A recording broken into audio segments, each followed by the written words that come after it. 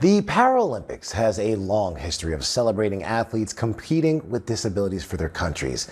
And the United States sprinter Nick Mayhugh is winning gold and breaking records. Nick has a form of cerebral palsy, and with his platform, he aims to inspire the next generation of Paralympic competitors. Nick joins us now to share his story. Nick, I can't thank you enough for joining me, man. You got some hardware with you too, by the way. I did. Thank you for having me. It's great to be here. Oh, it's a pleasure. It's a pleasure. And I got to say, actually holding one of those things, it's a lot heavier than people realize.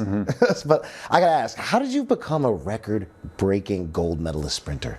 It took a village, that's for sure. I remember I was training with my strength and conditioning coach, Justin Cavanaugh, and when Team USA reached out and told us that soccer wasn't going to be on the program, they reached out and asked if I wanted to run track, and I sat my coach down and I looked at the records and I told him, I'm gonna break the world record and win a gold medal, and you're gonna help me get there. And ever since then, we haven't looked back. Wow. Now you're actually embarking on a new journey, this new chapter in long jumping, which I understand, and sprinting at the Para Athletics World Championships. So why did you decide to pivot to this path? Well, unfortunately, I was reclassified to a different classification because I was told that I was too fast for my disability. Oh, wow. If you can believe that. So, and the long jump is the only one I haven't broken the record in and gotten a medal in. So, that's an S1. So what's the training been like for the long jumping for you?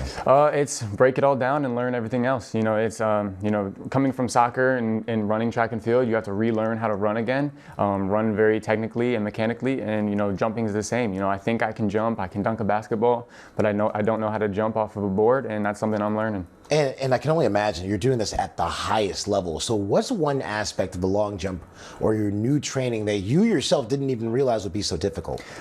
Carrying my speed through the board. You kind of look for the board and you kind of want to slow down and try to project like you are going up for a layup, like you are dunking, but you just need to keep running. Your speed will carry you, and that's something that I just need to trust. What have your coaches been saying? I mean, I'm sure they're seeing you. They're like, wait a minute, I thought this guy was a sprinter. What's happening right now? They just tell me to stop thinking. That's my biggest thing is, I'm my biggest critic, and I try to be a perfectionist in everything that I do. And sometimes I have my best reps, my best jumps, my best runs when I don't think. And so, I just get on that runway and try not to think, as funny as it may seem. Now, I got to ask you something. I mean, you are such an inspiration, to say the least. So what's the message you're hoping to send those who are competing right now with disabilities? To know that it's okay to not be okay. Nobody's perfect. You're going to have good days. You're going to have a lot more bad days. And, to know that you are who you are, and it's okay to not be okay. It's okay to be different.